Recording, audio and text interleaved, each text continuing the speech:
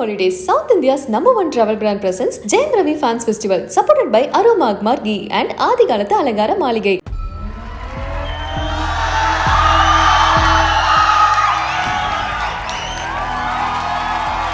கிடைக்காத ஒரு அண்ணா எனக்கு அவர். நான் படத்தில் யூஸ் பண்ண மாட்டேன் இந்த மாதிரி விஷயம்லாம். அவரை போஸ்டரை போட்டு நான் அவர் ஃபேன். ஆனால் இங்கே சொல்லுவேன் அவர் ஃபேன் தான். ஸ்கிரிப்ட்லலாம் கொஞ்சம் அப்படி உட்காந்து என்னையும் கூடுவாங்க வர்ற அப்படி இல்லை கூட நல்லா பண்ணுறீங்க நான் பண்ணுங்க அப்படின்னு. உங்கள் அண்ணன் தான் ரொம்ப நாள் கேப் போடுறான். அவனை டக்குன்னு படம் பண்ண சொல்லுங்க, நான் நல்லா பண்ணுவேன். ரொம்ப நாள் கழித்து தமிழில் வர்ற ஒரு பீரியட் ஃபில்மாக இருந்தது. அது பெரிய வருத்தம் தான் எனக்கு நிச்சயமாக.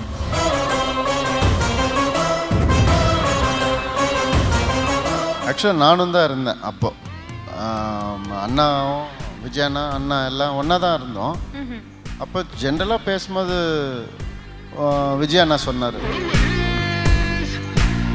Title sponsors GT Holidays, South India's #1 travel brand, supported by Aroma Agmar Ghee, ஆனந்த அனுபவம் Aroma Agmar Ghee, ஆதி காலத்து அலங்கார மாளிகை, ஆடைகளின் அரண்மனை, ஆதி காலத்து அலங்கார மாளிகை. போட்டோ செக்மெண்ட் அப்படின்ற ஒரு கிரியேட்டிவ் செக்மெண்ட்டுக்கு நம்ம நுழைய போறோம் சார். நம்ம தான் முதல் இந்த ஸ்டேஜ் வந்து எக்ஸிக்யூட் பண்றோம். அதே தானே வரும், அதை பத்தி ஷேர் பண்ணுவோம். ஆனா யூனிக்கா நிறைய ஸ்பெஷலான பிக்ஸ் தான் எடுத்து வச்சிருக்கோம். ஸோ அதில் இருக்கிற மெமரிஸ் வந்து என்ன அப்படின்றத நம்ம பார்க்க போறோம். ஆஹா, மேல பார்த்து கும்பிட்டாரு. இப்ப நான் வேற வாக்கு கொடுத்துட்டா நல்லா போட்டோ எடுத்துறீங்க பாரு. எல்லாமே வெரைட்டியான கலெக்ஷன். First big. ஆஹா, ரெண்டு விஜய் சார் இருக்காங்க, ரெண்டு ரவி சார் இருக்காங்க. அடடா, எப்படி வாட் ஸ்பான்டேனிட்டி மிஸ்டர் குரேஷி. இந்த பிக் பாக்கும்போதே அவங்களுக்குள்ள அந்த ஃபீலிங் தான், அந்த அளவுக்கு அந்த கிளாப்ஸ் அந்த இது. உங்களுக்கு இத பாக்கும்போது எவ்வளவு ஹாப்பியா ஃபீல் ஆகுது? என்ன மெமரிஸ்? இத பார்த்தா என்னை விட சின்ன பையனா தெரியறாரு. அவர் அவ்வளோ யங்கா இருக்கிறாரு. அவர் இத்தனை வருஷம் விஜய் அண்ணா வந்து இப்பவும் அப்படியே இருக்காரு அப்படின்றது அது ஒரு பெரிய இன்ஸ்பிரேஷன். அது ஒரு ஆர்டிஸ்ட்டுக்கு வந்து அவர் பெரிய இன்ஸ்பிரேஷன் அவர். ஏன்னா நான் படத்தில் யூஸ் பண்ண மாட்டேன் இந்த மாதிரி விஷயம்லாம். அவரை போஸ்டரை போட்டு நான் அவர் ஃபேன்.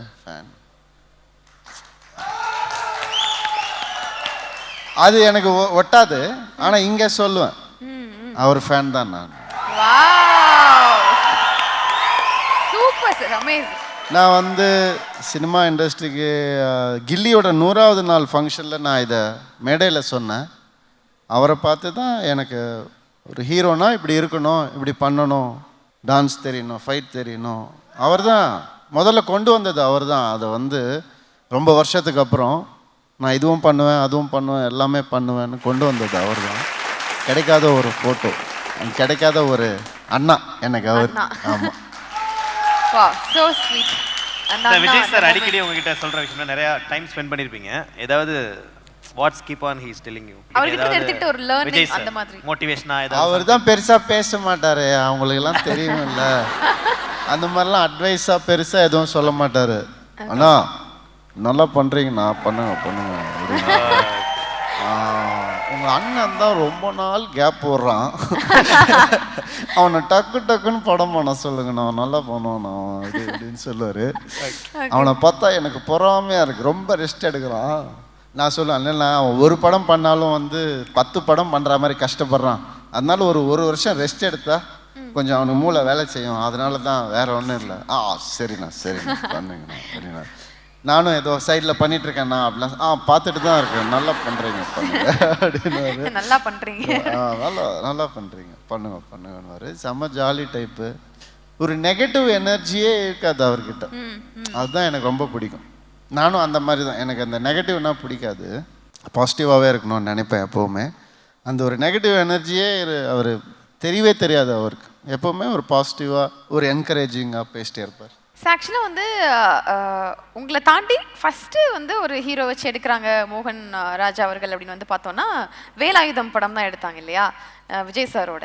ஸோ அந்த விஷயத்த வந்து உங்ககிட்ட மோகன் ராஜா அவர்கள் சொல்லும்போது எப்படி வந்து சொன்னாங்க? ஏன்னா உங்களோட காம்பினேஷன் அப்படி சக்ஸஸ்ஃபுல் அப்படியே வந்து போயிட்டு இருந்துச்சு. அப்படி இந்த பக்கம் வேலாயுதம் அப்படின்னு வந்து போகும்போது அது உங்ககிட்ட எப்படி டெலிவர் ஆச்சு அந்த விஷயம்? ஆக்சுவலாக நானும் தான் இருந்தேன் அப்போது. அண்ணாவும் விஜயண்ணா அண்ணா எல்லாம் ஒன்றா தான் இருந்தோம்.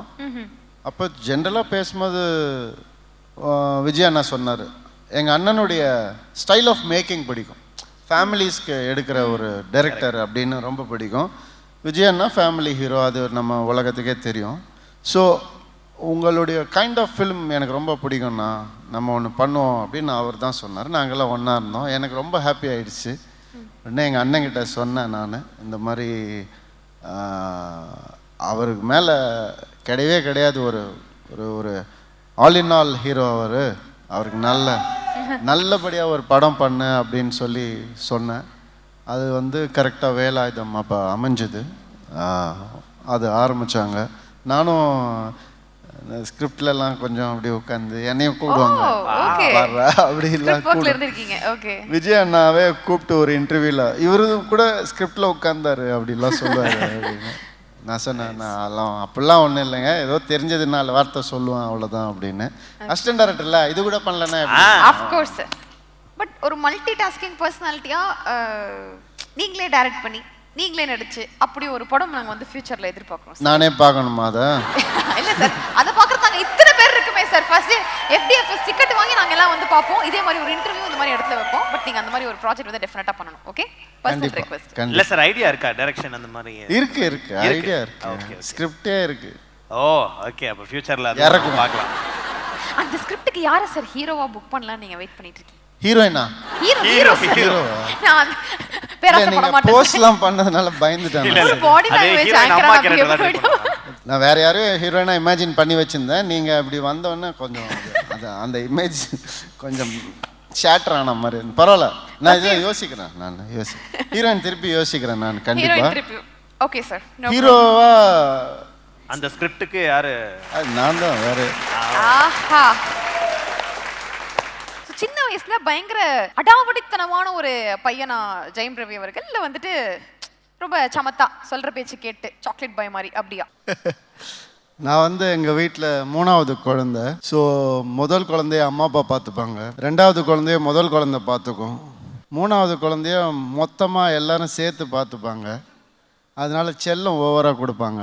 அடி வாங்கினது இல்லை, ஏன்னா அடி வாங்கிறதுக்கு முன்னாடியே நம்ம ஆக்டிங்கை போட்டு சமாளிச்சிருவோம். அப்பத்துலேருந்தே ஸ்டார்ட் ஆகிடுச்சு. ஸோ ஸ்கூலில் வந்து எப்படின்னா கொஞ்சம் நம்ம இந்த டான்ஸ்லாம் தெரியும்ல, பரதநாட்டியம் அதெல்லாம் தெரிஞ்சதுனால ஸோ அதனால 12 வயசில் அரங்கேற்றம் பண்ணிட்டேன். ஸோ அதுக்கு முன்னாடிலேருந்தே 4 வயசுலேருந்தே கற்றுக்க ஆரம்பிச்சிட்டேன். ஸோ அதனால் ப்ரைஸ் எல்லாம் வாங்கிடுவேன் ஸ்கூலில். எவ்ரி மந்த் ஒரு ப்ரைஸ் தட்டிட்டு வந்துடுவோம். மந்த்லி ஏதோ ஒரு EMI மாதிரி. ஸோ அந்த மாதிரி அதனால ஸ்கூல்லையும் வந்து பெருசாக திட்ட மாட்டாங்க என்ன. ஸோ அப்படியே வந்துட்டோம். இதெல்லாம் சேர்த்து வச்சு சினிமாவுக்கு வரும்போது தெரிஞ்சுது அது எவ்வளோ கஷ்டம் அப்படின்னு சொல்லி. ஸோ ஐ திங்க் வந்ததுக்கப்புறம் நம்ம அடாப்ட் பண்ணிப்போம்.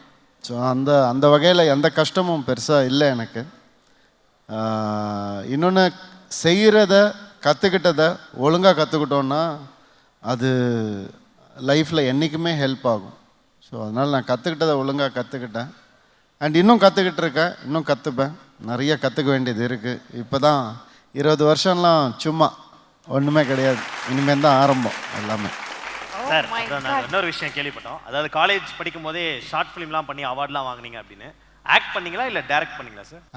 எங்கள் அண்ணா வந்து டிஎஃப்டி பண்ணார். அப்போ அவரோட வீடியோ ஆல்பம்ஸ்லாம் இருக்கும். அதுக்கு அங்கேருந்து இங்கே வா, இங்கேருந்து நடந்து போ, திரும்பி பாரு, இந்த மாதிரி வேலையெல்லாம் பார்த்துருக்கேன். ஸோ நான் தான் மாடல் அவருக்கு. அப்போ நான் ஆக்டர் ஆகலை. ஸோ சும்மா போயிட்டு காலேஜ் போயிட்டு இருந்தவனை கூப்பிட்டு வா ஒரு நாள் எனக்கு நடிச்சு கொடுத்துருவோம். அவருடைய ப்ராஜெக்ட்ஸில் நான் ஆக்ட் பண்ணியிருக்கேன். என் ப்ராஜெக்ட்ஸ் நான் டைரக்ட் பண்ணியிருக்கேன். வேர்ல்டு பீஸ்னு ஒரு விஷயம் பண்ணேன். அதாவது எல்லா இசமும் இருக்குது உலகத்தில், நிறைய இசம் இருக்குது. ஹியூமனிசம்ன்றதே இல்லை அப்படின்னு சொல்லி ஒரு கான்செப்ட் ஒன்று பண்ணேன். இவ்வளோ இசமை விடுங்க, ஹியூமனிசமை முதல்ல கான்சன்ட்ரேட் பண்ணுங்க அப்படின்னு சொல்லி ஒரு கான்செப்ட். அப்போவே அவ்வளோதான், மனிதநேயம் தான்.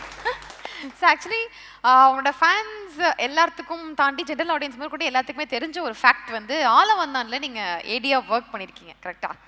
ஸோ அந்த ஒரு விஷயம், ஒரு வேளை நீங்க ஆக்டர் ஆகலன்னா கோலிவுட்டுக்கு ஒரு டைரக்டர் ஜெயம் ரவி கிடைச்சிருப்பாரோ அப்படின்னு எங்களுக்கு ஒரு சந்தேகம். அதை எதிர்பார்த்திருக்க முடியுமா? ஆக்டிங் சைட் நீங்க போல அப்படின்னா. ஐ திங்க் சினிமாவை வந்து எப்போவுமே சிங்குலராக பார்க்கணுன்னு நினைப்பேன் நான். அது வந்து ஒரு ஃபேமிலி மாதிரி. யாரால் அந்த ஃபேமிலி நல்ல பேர் வாங்குச்சுன்னே கிடையாது.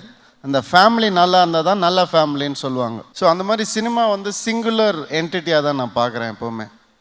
இன் சென்ஸ் அதில் வந்து 24 கிராஃப்ட் இருக்குது. அது எல்லாமே ஒன்றா தான் செயல்படும். தனித்தனியாக இருந்தால் அது வந்து சினிமாவே கிடையாது.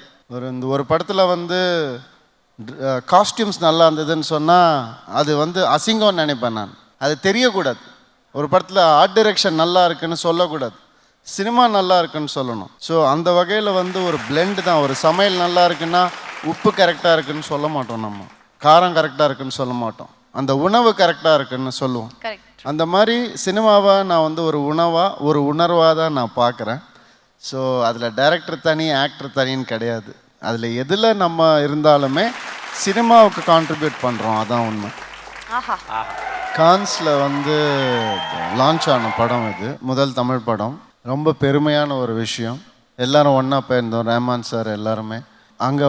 அதுதான் நான் அவர் கூட பண்ண வேண்டிய முதல் படம். சுந்தர் சி சாருடைய முதல் அனுபவம் எனக்கு அவர் கூட ஒரு படம் பண்ணுறதுக்கு. பயங்கர பொருட்செலவில் அங்கே போய் எல்லாமே ரொம்ப நல்லா பண்ணாங்க. அந்த படம் வந்து ஒரு சில காரணத்துக்கால அப்படியே ஷெல்வ் ஆயிடுச்சு. அது கூடிய சீக்கிரம் பண்ணுவாங்கன்னு நான் நம்புகிறேன். ரொம்ப அருமையான ஒரு ஸ்கிரிப்ட், எக்ஸ்ட்ராடினரி ஸ்கிரிப்ட். அதுதான் நான் ரொம்ப நாள் கழித்து தமிழில் வர்ற ஒரு பீரியட் ஃபில்மாக இருந்தது. பட் அது கேன்சல் ஆகிடுச்சு அந்த டைமில். அது பெரிய வருத்தம் தான் எனக்கு. நிச்சயமாக ரொம்ப ரொம்ப பிடிச்ச ஒரு ஸ்கிரிப்ட். பட் அதுக்கு பதில் எனக்கு பொன்னியின் செல்வன் கிடைச்சிருக்கு. அது ரொம்ப சந்தோஷமான விஷயம். எஸ், ஒரு பயங்கரமான ஒரு பீரியாடிக் ஃபில்ம். நாங்கள் எல்லாம் ரொம்ப எக்ஸ்பெக்ட் பண்ணுற ஒரு ஃபில்ம் இந்த பொன்னியின் செல்வன். உங்களுக்கு இந்த வகையில் அது வந்து நிறைவேறி இருக்குது அப்படின்னு நினைக்கும் போது எங்களுக்கு ரொம்ப சந்தோஷமாக இருக்குது. பிகாஸ் இது வந்து ஒரு லாங் டேர்ம் ட்ரீம் ப்ராஜெக்ட் அப்படிங்கிறது வந்து எல்லாருமே அந்த கீழே டீசர் ரிலீஸ் பண்ணோன்னே கமெண்ட் போட்டதே வந்து அதுதான், நம்ம தமிழ் ஃபிலிம் இண்டஸ்ட்ரியோட ஒரு ட்ரீம் ப்ராஜெக்ட், ஒரு ப்ரைடாக இருக்கக்கூடிய ஒரு படமாக இது இருக்கும் அப்படிங்கிறது தான். ஸோ அந்த படம் சீக்கிரமாக வரப்போகுது அப்படின்னு நினைக்கும் போது எங்களுக்கு ரொம்ப ஆர்வமாக இருக்குது. வி ஆர் வெயிட்டிங், ரொம்ப எக்ஸைட்டடாக வெயிட் பண்ணுறோம். எல்லாரும் போங்க, வாட்ச் பண்ணுங்க.